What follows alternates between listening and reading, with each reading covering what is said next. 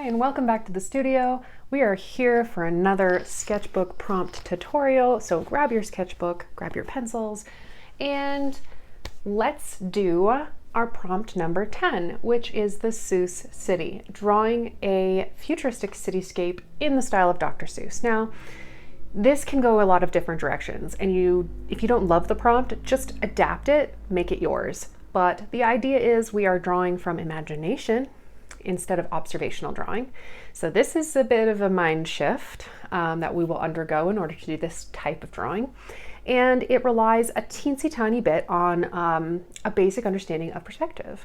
So hopefully our previous review on perspective will help you here. And if you want a more in-depth perspective tutorial, just let me know in the comments and I'll get working on that for you. In terms of the specifics, like I said, you could take the basic knowledge of perspective and really just run with this in any direction that you want. As I draw today, if I think of any other ideas or directions that you can take this drawing, I will let you know. Just in case the idea of a Seuss city is like, that seems a bit juvenile, I don't know. The reason that I put it on here is because it is playful.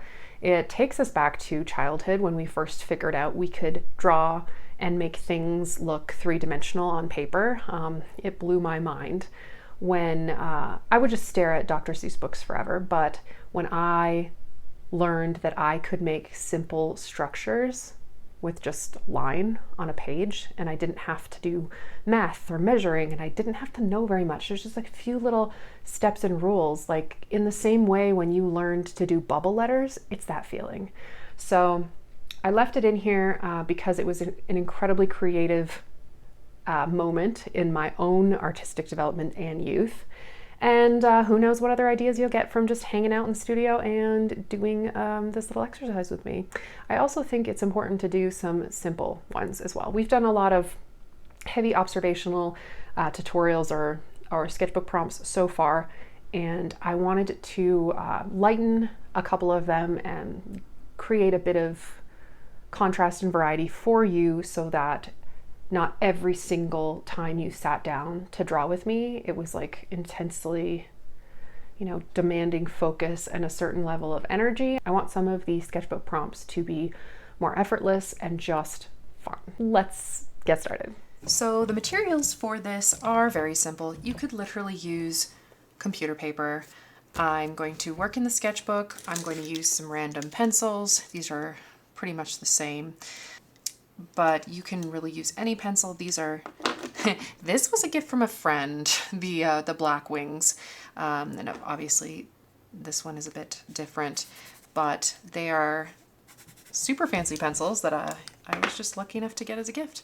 Also fun for today's little drawing experiment exercise would be some Sharpies.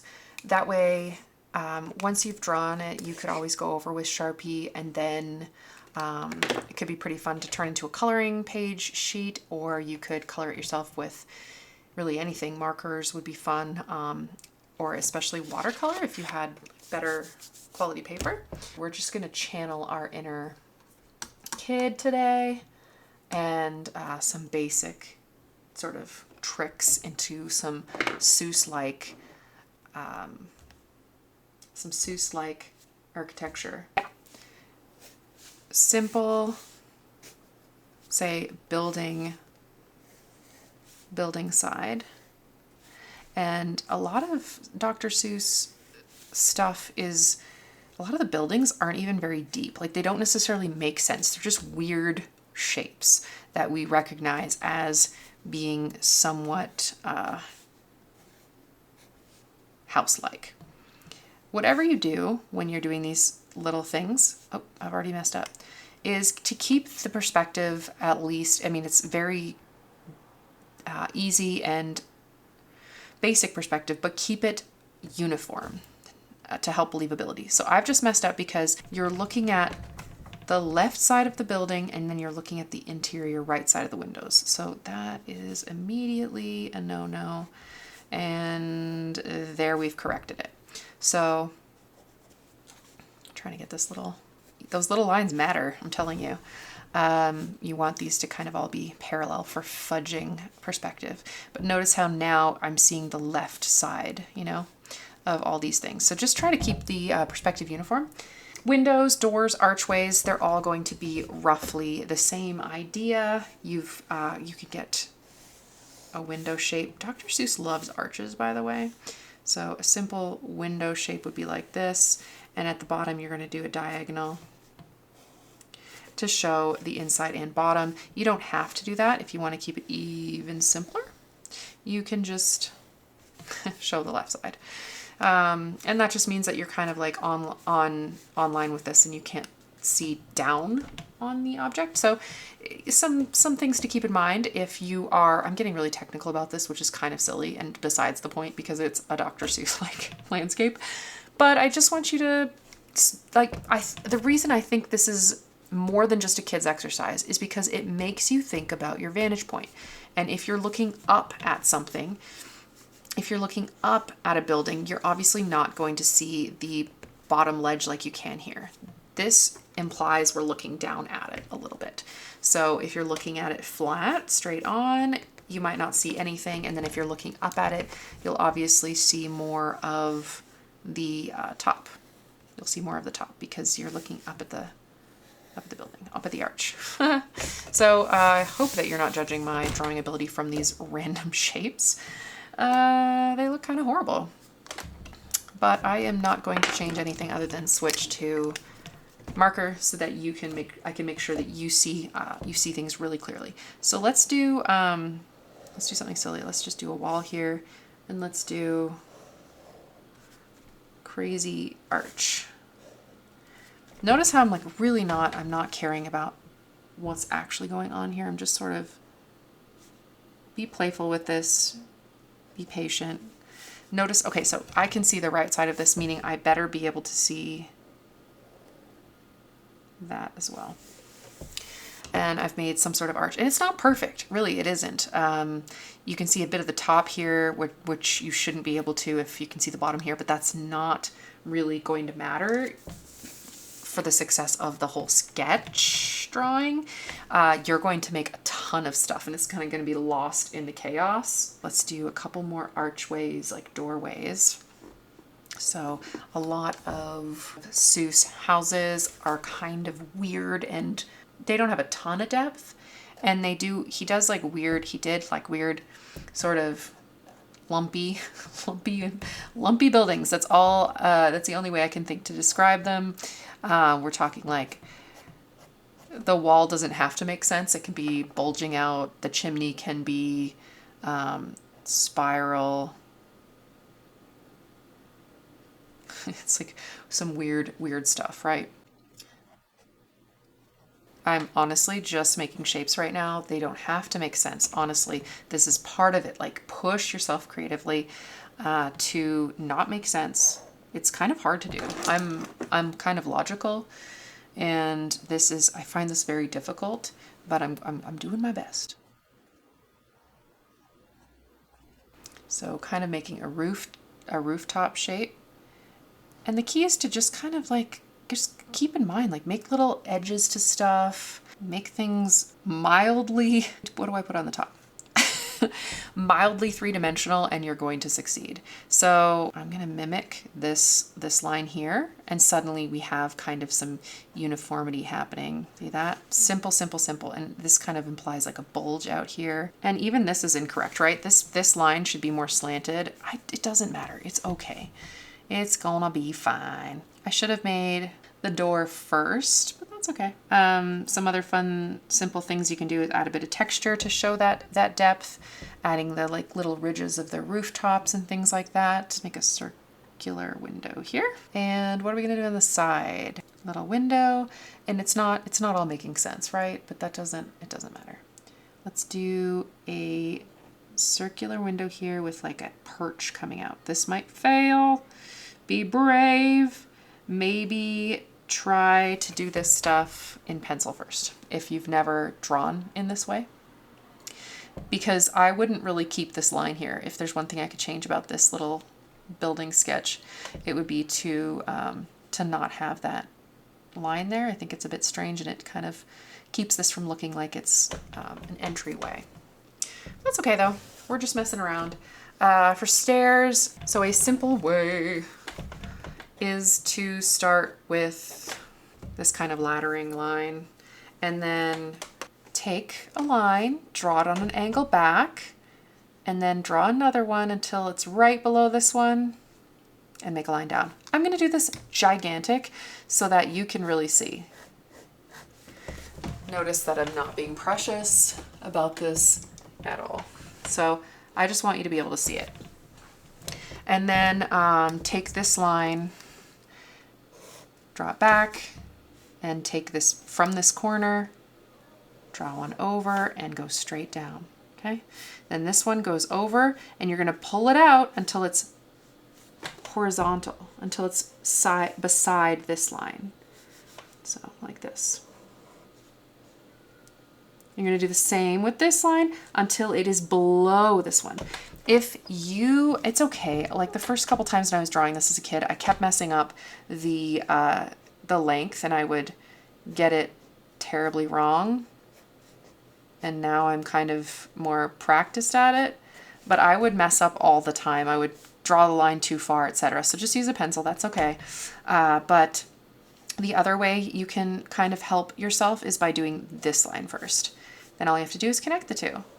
Does that mean sometimes they won't be perfectly straight? Yeah, it does. But at least you get the right length, right? So we went out, then we can connect it, then down, connect it, out, connect it, down, connect it.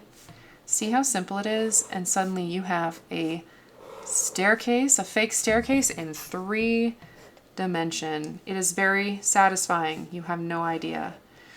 And you don't want it to exist as just like, it looks like a piece of folded paper right now. You could do this and make it kind of like it is. See how it has depth all of a sudden? That's kind of cool. It looks like it has some depth. Or you could draw this straight down like so. There's lots of options. Dr. Seuss has a lot of staircases in his drawings, and they don't necessarily make sense. They're not like perfect. They're not uniform. They're kind of crazy. It's okay. So let's do a couple more shapes. You know how I showed you this cube? We're going to do a rectangle, but we're also going to bend it because come on, it's Dr. Seuss. We've got a bended rectangle. We're going to go back on an angle, and you could go up here, but I think I'm going to go down. Oh my gosh, it's being crazy. Because it shows that we kind of can't see the roof there. I'm going to make some big windows. This is something Seuss does. Makes these big windows and then you can't see, like you see right through the building, which is weird. It makes it look like a piece of plasticine or something, like Play-Doh. But they're fun. They're really fun. That isn't very deep up here, but this is pretty, this depth here is pretty thick. So I'm going to try to make the door a little thicker as well. And again, a line that I would delete, a line that I would eliminate to make it look better. So you do yours in pencil. I'm doing mine in marker so that you can see it better. We're gonna make it a rectangular window. Let's do an interior to this window. So I'm just going to make it have a bit of depth. And then I'm going to do some shutters by popping them out a little bit. Do you see that angle that I just did? How it's going up and it's going down. That's a bit exaggerated, but that is okay. That's what we're here to do. We're here to exaggerate and have fun. And you could give these slats. Just make sure that they kind of, you notice how I didn't keep them going the same. I kind of had them, show you that again. You have to kind of change the way they're angled as you get farther down, just to match the shape, and then we'll make straight lines on the side. So after we do all of this mucking around, I am going to actually draw a whole cityscape or landscape, and you can, work along with me, copy it along with me. But I just wanted to show you some basic forms that Seuss used a lot of staircases, used a lot of archways and weird shaped windows. So like we did up there, not all the windows are going to be rectangular. Sometimes they're going to be circular. You could make, just play. You can make triangular windows, and all you have to do is keep thinking, okay, we can see the inside. So you just do that. We can see the inside of this triangular window. Or you could do one step further and show the bottom too. I think this one's a little more effective. Let's try a diamond.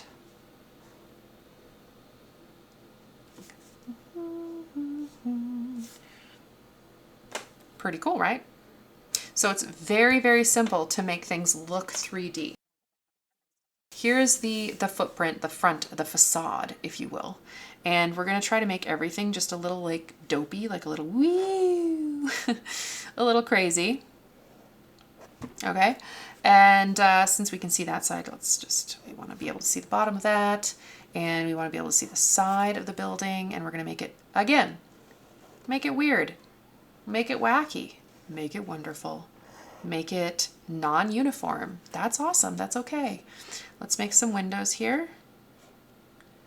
And notice like left here, right here, that's okay because the building is divided. It's going off in different directions. So before I told you to keep everything on the same side, well, you're really gonna have to play because it's going to depend on the situation, the unique situation. And this is a building that we're seeing two different sides of. So as long as the same side of the building, like everything on this side, as long as we can see the inside all on the left. Does that make sense? Left, left, left. All of the interiors on the left there. Another thing I've really noticed about Seuss landscapes are the playful plants and such. Also, you could do like weird,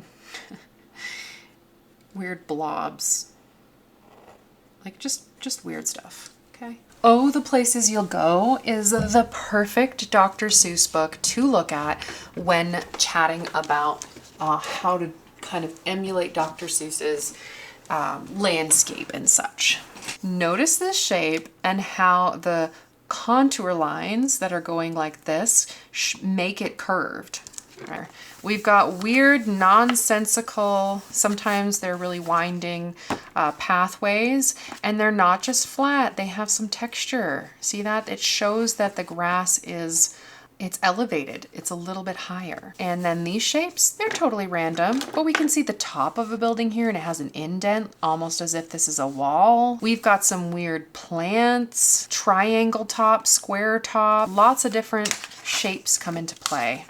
We've got a weird little sewer, and all you have to do to make a hole into the ground is to make an ellipse. That's what this is called, an oval, and then do another little half one inside to show that it's indented, and then shade in the inside, and you've got, all of a sudden, you've got a hole. Look at this vast landscape, and it's just done with these bands of different color and a couple hills in the background. This is just crazy, but it's given depth just by the line work. So things look like they're circular, and also by the way they're placed up higher on the page, it makes it look like it is going back further in space. So the higher you put something on a page, the farther back it looks like it's going into space. And then by having these yellow black lines go all the way there and then all of a sudden turn up, it tells us that we're inside something. This looks like it's a wall back here. So that is so simple. Just change your lines, the direction of them, have a little corner there, and then bring the lines towards you, and you've suddenly created a room. This is just so whimsical. Look at this gigantic arch. This is what drawing in the Seuss style is all about. It's about using your imagination and pushing yourself. I challenge you. This is not just an exercise for kids. I challenge you to try to do this. Draw a weird landscape that comes out of your head using a couple of the tricks we will mention today, and do that every day and see what stuff your brain comes up with. Look at this. Imagine if that was real. And there's this little like porches and balconies, and it's amazing. And I imagine in my little brain when I was a kid, imagining, okay, there's an elevator that comes up to here and then you have to crawl through it. You know, you really think about it. And look at these crazy hills. It's beautiful. And the simple way of this was all made to look 3D is you draw the front first. So you draw this yellow part first. That's the front, the facade. I'm going to say that a lot. It's like the front. And then you just match it. You just do a second line that mirrors it. And you can add these details later. That's a bit trickier, but just copy the line and suddenly you've made it look like it's got a thickness to it. Ooh, this is maybe one of the coolest. The teetering, towering kind of birdhouse, treehouse-like buildings are just super quintessential Dr. Seuss. He's got texture on all the rooftops, colored it a different color. We're just gonna worry about line and then later you can color your drawings. There's a fishing pole coming out of the side here. I'm thinking I want to start with maybe a simple landscape here. And then on top of these little hills, I can add little paths because we're big on little pathways in Seuss landscapes. I'm drawing it darker than I would if I wasn't recording this for you because I want you to be able to see it. I'm trying to make this is really rough. I'm trying to make the path in the back thinner than the path in the middle. And even between there and there, it's getting thin to thick, or roughly. That's the goal anyway. So we've got our little road, and now we can start drawing. We want to start with the facade, right? The front of the building. Let's go with some big arches. We'll have the landscape or the building kind of disappear over this hill.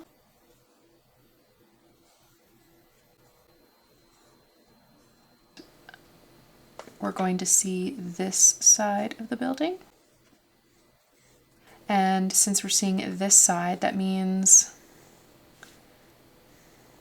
see the inside of that. Once you get the hang of where to show the edge, it'll become second nature. It's a little tricky at first, but that's simple. And one thing I like about this is that, working in pencil, is that I think it would help to have some things overlap. I think it'll make it look more realistic. So I'm gonna probably have to erase some of this. I think the front here should be maybe starting in steps. Notice they're not perfect at all. Make sure to use a lot of curvy, crazy lines, a lot of organic structure that wouldn't exist in real life. So now we want to do the facade of this. I think it's easier to do this if you just work from like one side over.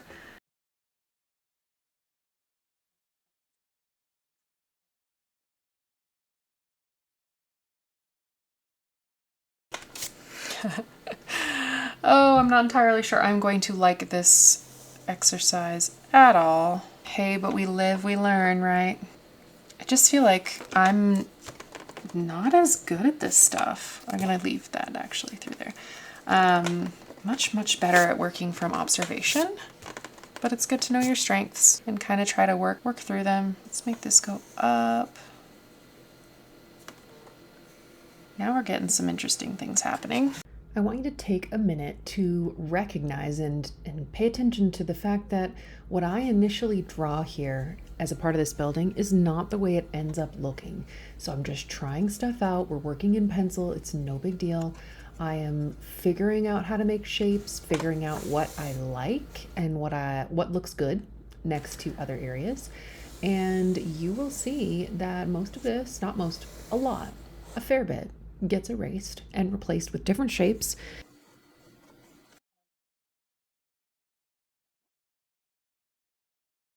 It kind of just like goes down there. Oh.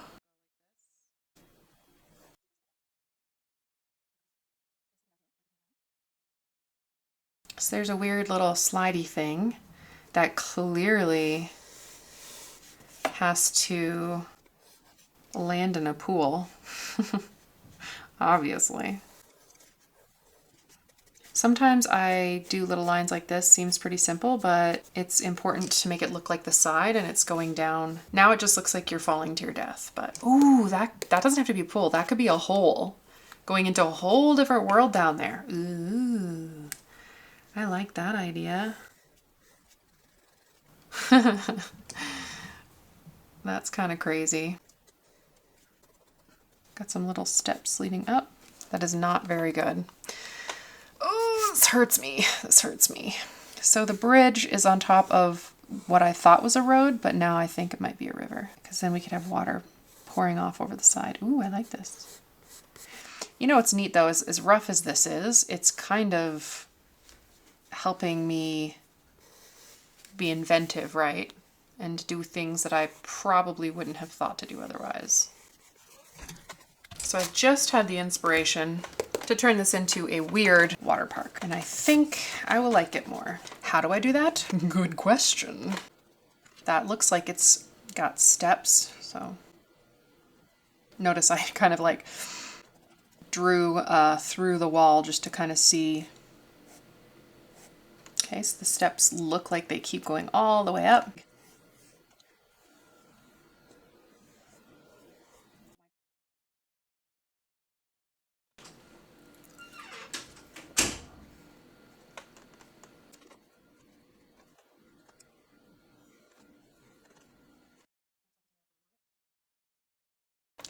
And stuff like this, right now it's just a flat line, but if we give it an edge, it'll make it look more real. I think possibly it needs to have, you know, what looks like a wall.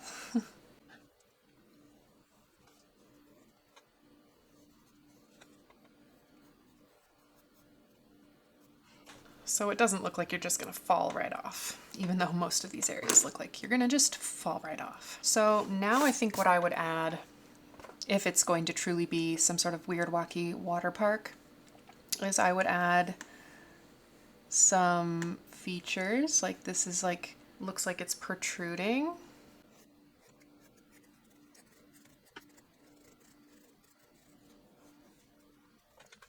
So whether or not I love this, it's time to take the next step in our little process. For me, it means lightening some of the graphite. I'm just using a kneaded eraser. These are really affordable, and they look like a little rectangle when you first get them, but you're meant to just warm them up and stretch them out like this. So my goal is just to lighten it up, and then I'm going to use alcohol markers to have fun and just see if I can turn it into something that doesn't look horrible. I don't love the way it looks right now. I think I could have taken it a lot of cooler places, but for the sake of this instructional moment, I think we're gonna leave it here. But that just emphasizes the fact that it is our sketchbook, and we're not gonna love everything we do, but you deserve to take things through to the end and to learn from it and just let it be what it is. In fact, we might end up liking the way it looks once we add marker. I don't know. Well, let's find out. I'm going to get a Sharpie and my alcohol markers. I'm going to throw a piece of paper behind this, hopefully cutting out some of the bleed through. I'm going to use a small Sharpie. I'm either going to use these markers. They're just the landscape set of Artist Loft, very affordable. Or you could use regular Crayola markers, or you could use the favorite fallback of Tombow, and I think maybe I'll go this direction just because of the nice selection of colors I have, although half of them are somewhat dry. First step is just to outline what we have here. I'm trying to get long marks in. Rather than keep my marker down on the page while I have to move my hand around, I'm lifting it up and then repositioning it, which I think will allow me the best chance at smooth lines. Not the end of the world if they're not perfect, but I think it helps the appearance if they're kind of confident and smooth. And rather than draw up, I'm going to move my hand down. That's just easier for me. You'll notice I have this kind of like childlike grip on my marker. It's not necessary. It is just how I have to hold my pencil and drawing implements sometimes, because I have had wrist surgery. I had like an overuse injury. So I don't have a lot of strength in this hand. So if you're curious as to why I'm holding it like that, that is why. So just continue to do this.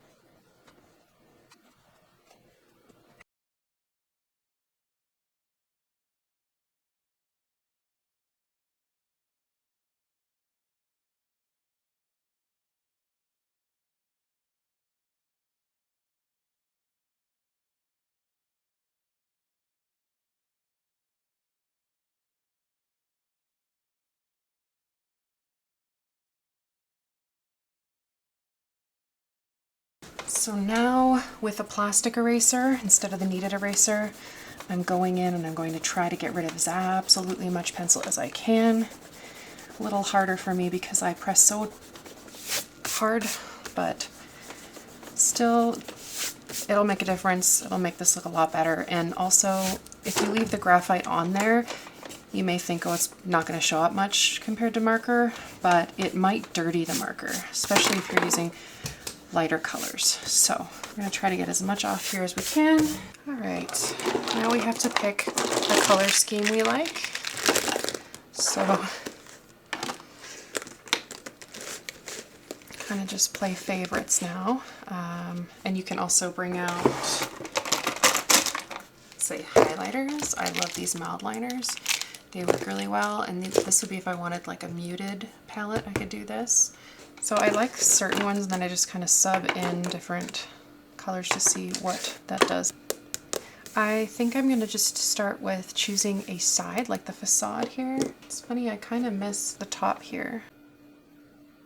I'm going to save this light blue for the water that's flowing everywhere. And I'm going to start, I want a bright color in there somewhere, so I'm going to just start with, I'm going to make the tops, this top yellow. And it looks like I'm going to have to use the brush side for a lot of the smaller parts. And then I'm going to use that light green for the sides. Brush does not work really well for covering a large area, so I'm going to switch to the chisel side. And we're going to have those lines that you see with alcohol markers, and I don't really care. I think that might actually suit this style of drawing just fine. And I'm gonna leave just a few tiny areas of light, like white, and then the rest I'll just have to go over with the water and see and hope that that looks cool.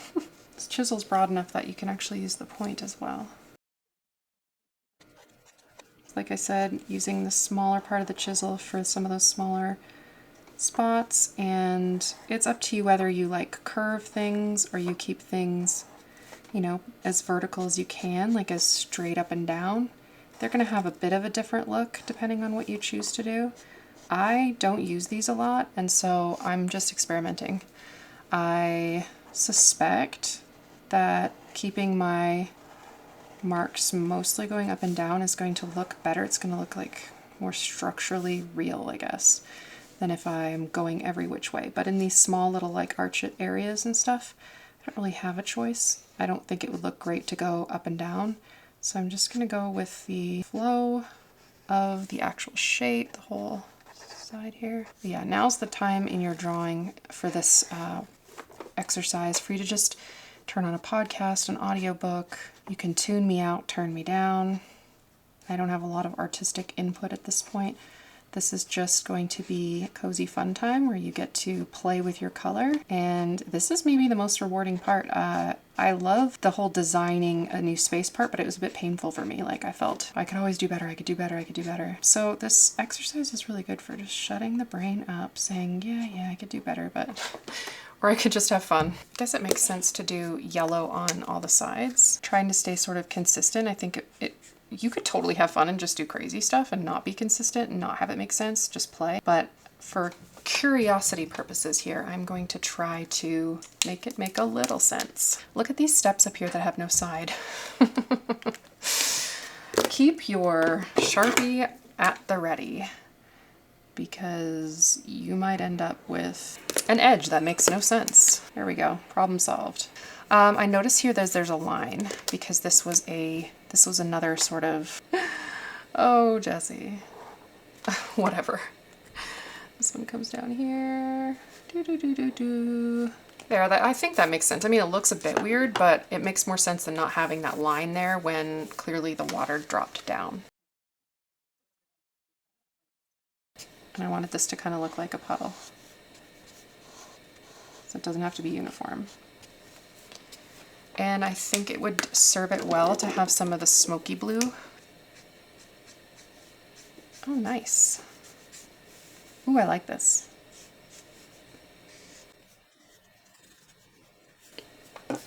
So I'm just kind of loosely adding an edge there. These are going to look really great for all of our water elements. So I'm using this to add a couple details. Nothing too crazy, just kind of show that and have it go splash a little bit when it goes over these little hills. Silly details like that I have a lot of fun with. And then I'm going to make sure that as the rivery thing comes around here, that it also flows down over here.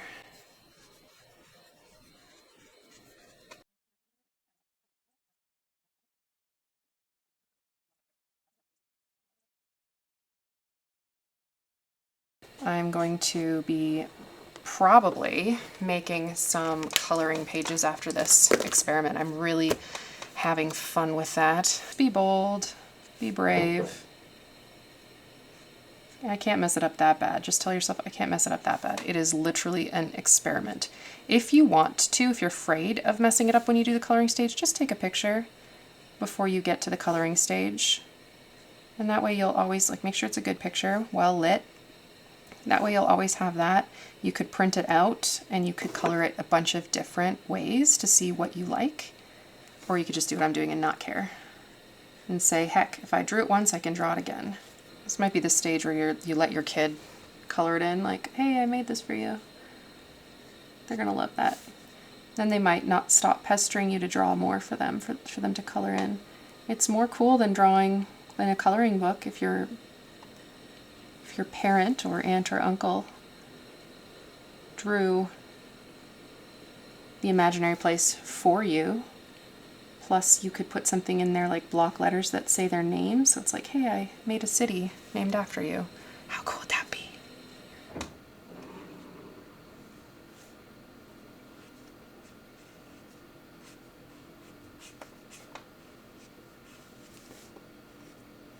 Anyway, I'll leave you to it and check back in with you once I am finished coloring and shading in mine. Yeah, have fun with the stage. Even though I really liked the color scheme I had going here, I'm getting inspired by the crazy kind of more rainbow colors of the Seuss book that I have in front of me. So I have pulled out some Tombow markers to add a little bit more of a rainbow color scheme to our drawing, because the alcohol markers I am using I only have the landscape set. So I needed to pull out some different brand of markers to get all the colors. So I'm just continuing along here with some of the color scheme I already figured out. As with the alcohol markers, you can't really avoid that streaky look. So I'm just trying to keep the brush marks going in the same direction for the most part. If it's landscape, like the ground like I'm doing right now, I think it makes more sense to do your brush strokes going from side to side to sort of emphasize that it is, flat ground. And of course, in a couple places I didn't do that. It was just a little awkward. But yeah, I've decided to go pink, yellowish orange pink, sort of alternate the hills. Your colors don't have to make a whole lot of sense. For the buildings and structures, it made sense to me to keep the same colors on a similar side, but for the rest of it, it doesn't really matter a whole lot. You can just play and have fun. And as I said before, at least I think I did, you can take a picture, make a photocopy, or scan this in before you color it so that you could color it several different ways. And if you mess up, quote unquote, you can always, pick some new markers and try again on the next one. Here I have a really, really light gray. You can barely tell, but I want this to be subtle, and I'm just trying to add in shadow, and I'm trying to make the sun come from the left-hand side. So this part's a little hard. You have to kind of imagine, where would the shadow of each arch land? And it's not going to be the same on all of the ground. The ground is hilly. There's some obstacles like slides in the way and such, but you can kind of tell I'm just kind of making it up, and I do think that it's subtle enough you won't mess it up. If you go too dark with this shadow, you kind of have to be better at knowing where it's going to land. And you can see me just kind of puzzling out where to put the shadow. Because mine is so mild, I chose such a light gray. It's not going to be super obvious if I put the shadow in the wrong spot. It's just going to add a little bit of depth. If you don't have a light gray, you could choose slightly darker versions of the color you're putting the shadow on. So if you're putting the shadow on pink, you're going to want a slightly darker pink for the shadow area. If you're putting the shadow on yellow, get a slightly darker yellow for that shadow. Another option is to go with a very, very light purple or blue. Often in our sunlight, with the sun being yellow or orange usually, the shadows tend to be purpley or blue. So those are really good options for colors if you want to add some subtle shadow. I forgot to color in this little spout here, and that brings this little fun exercise to a close. I hope you had fun, and remember, just don't take yourself too seriously on this one. This exercise was just to play, have fun, do something a bit different that you might not have thought to do otherwise. Thanks for being here with me, and I hope to see you again real soon for another sketchbook prompt tutorial. I hope you enjoyed hanging out and drawing with me in the studio today, and that you enjoyed our Seuss City exercise, and that you will join me again here in the studio real soon for another art video. Our next prompt is window blobs. Sounds fascinating, right? If you are curious what this means, head on over to dottington.us for your free sketchbook prompt list so that you can get a little preview of what's to come, and you can get a list of all the ones we've done together so far, and you can check them off as you go to make sure you could do every single one. And think of it as like a little drawing class. Get assignments and you knock your way through them, gaining confidence, gaining some inspiration, and also, almost most importantly, developing a sketchbook habit, a habit of returning over and over again to just be with yourself, your ideas, your drawing implements. That's all I have to say. I hope you will join me again here real soon. If you want more tutorials, head on over to Patreon, Jessie Doddington Art Studio, and enjoy the library of additional tutorials there for you. Until next time, bye.